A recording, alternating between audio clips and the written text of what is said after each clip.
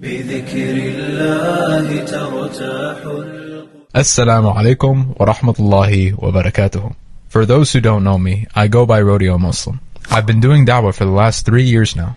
And for the last 2, I've been active on TikTok, where many of you probably saw me in live streams and discussions. Back then, I was passionate. I often went live engaging with Christian apologists, defending Islam, clarifying misconceptions, and calling people to the truth. And at the time, it was working. It was growing, people were listening, or at least it seemed as much. But over time, I started to reflect deeply.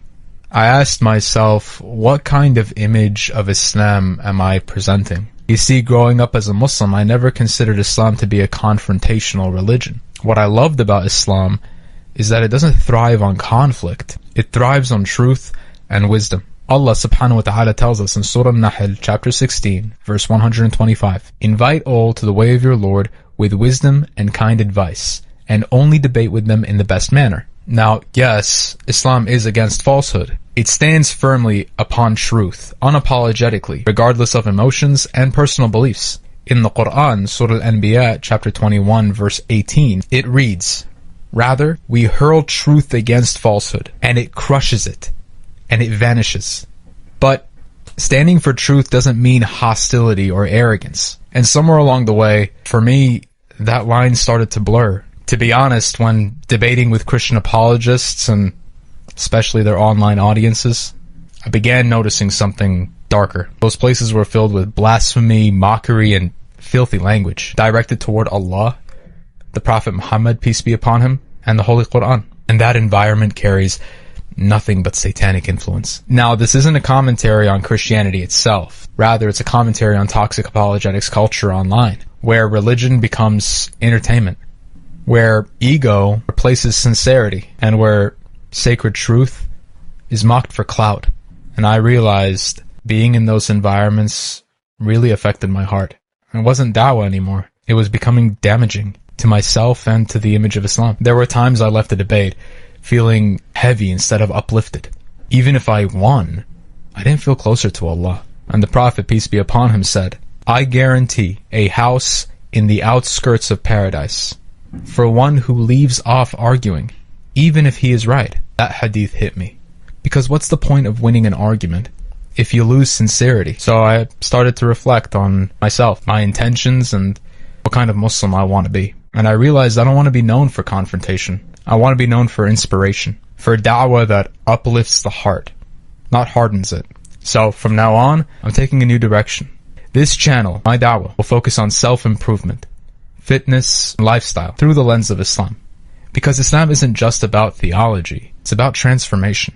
Allah Azza wa Jal tells us in Surah Ra'd, chapter 13, verse 11, "Surely Allah does not change the condition of a people until they change what is within themselves." That means that we start from within, with discipline, sincerity, and consistency. I want to talk about how to look after yourself, how to become a better man for yourself, for your family, and for those around you. Because when you strengthen yourself in faith, health, and mindset, everyone around you benefits. Your wife, your parents, your children, even your friends. They all feel the ripple effect of a man who strives to better himself for the sake of God. And the Prophet, peace be upon him, said, "The strong believer is better and more beloved to Allah than the weak believer." While there is good in both. So this isn't just about lifting weights. It's about lifting your standards. It's about being strong in your character, your patience, and your self-control. Now, I'm not a professional trainer.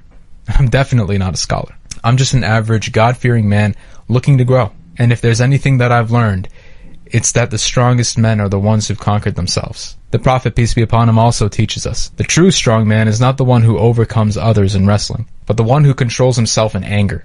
That's what this whole new direction is about. Conquering the ego, controlling the tongue, disciplining the body, and purifying the soul. To everyone who's followed me from the beginning, thank you. You've been part of my growth, and I'll always appreciate that. But now, I want to build something else. I want to build something that uplifts. Something that brings people close to Allah through action, not argument. Because real da'wah isn't so much in what you say, it's in how you live. It's in your prayer, your patience, your discipline, and your mercy. So if you're someone who wants to grow in your faith, your health, your purpose, then this is the channel for you. We'll learn, struggle, and improve together, sincerely for Allah's sake. So may Allah guide us, purify our hearts, and make us an example of truth and mercy in a world full of confusion. And on that note, Assalamu alaikum wa rahmatullahi wa barakatuh.